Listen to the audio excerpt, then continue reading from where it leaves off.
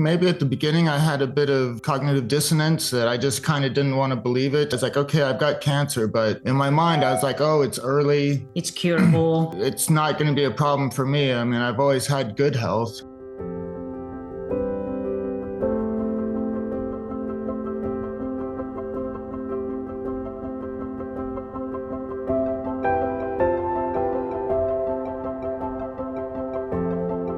I still remember I was we're having Thai fried pork and rice, and I went to swallow and I felt something weird in there, and it was kind of like seizing up in my esophagus. We went to the doctor and they thought at first it was just like acid reflux or something like that. Took pantoprazole for 2 weeks thinking it would calm everything down. It didn't help, and then I went back, and that's what started the process of scans and biopsies and stuff. We had a CT scan and it showed some activity in the lymph nodes, which is what alerted them. And then after that, it was very quick with the endoscopy and the biopsy. They moved very fast. Actually, for my biopsy, it turned out that it showed no cancer.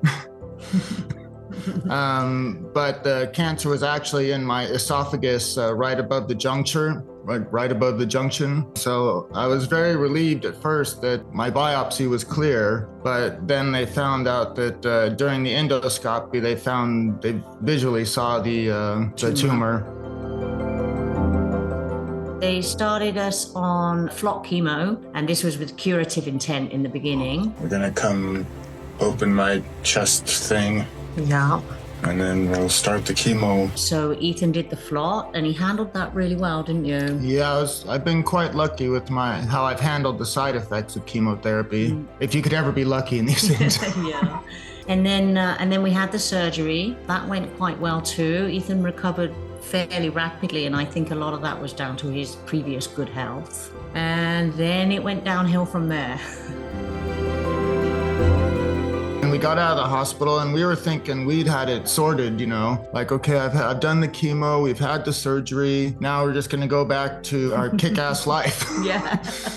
But it wasn't long before I started having problems swallowing again. I had to go to the emergency room. Before I'd left the hospital, they'd given me another scan. So I'm back in the hospital 2 weeks later, and they told me that they'd done a biopsy on what they cut out of me, and they showed no clear margins, which I'm sure you know means that they most likely left some cancer behind. That was pretty devastating. I don't know, it just kind of goes on. Then another biopsy, but this one had to be open cavity because they showed some suspicious lymph nodes during the scan, but those were near my spine, so they had to do an open cavity surgery. Yeah, those turned out to be cancerous, putting me in the stage 4 metastasized category. Yeah. And then chemotherapy, immunotherapy for 7 months after that. And we almost got to the stage where we were like, yes, the immuno's working. We had 2 clear scans. Our confidence was just growing. We were like, great, the immunotherapy's working. And then just out of the blue, the 3rd scan, progression. That was pretty depressing. Then, yes. Then we were ready to put us on my 3rd line of chemo. We were desperately looking for a study that we could get on. They found one that we could join, but there was a 50-50 chance I would get the new drug and 50% chance I would get the standard of care. We started that and we found out we're just on standard of care when that was kind of depressing again.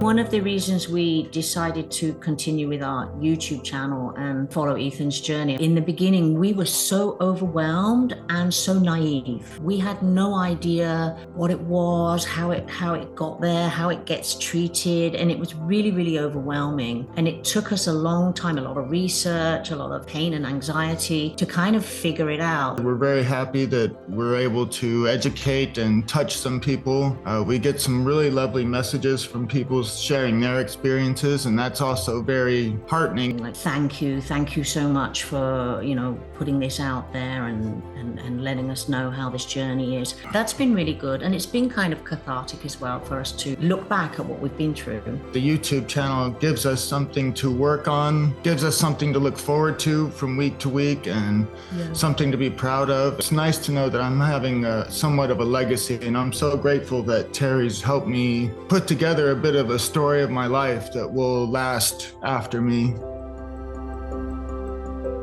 The first port of call for me was Google, and that's a nightmare. Don't go down that route. It's terrifying. When we found the stomach cancer support groups, that was where I felt comfortable there, that people were talking about real experiences and the information might be a bit more factually accurate. So I would definitely recommend joining the groups. I don't really know if I have any advice in that matter. You just kind of just have to do it. Decide that that's what you want to do, and then just keep walking forward and just do it. One You just step at do a it. time. Obviously, I want to live. I want to live as long as I can. I have a wife. I have a bird. And I promised her early on that I would keep fighting until I couldn't fight anymore. I promised her I'd try not to leave her alone.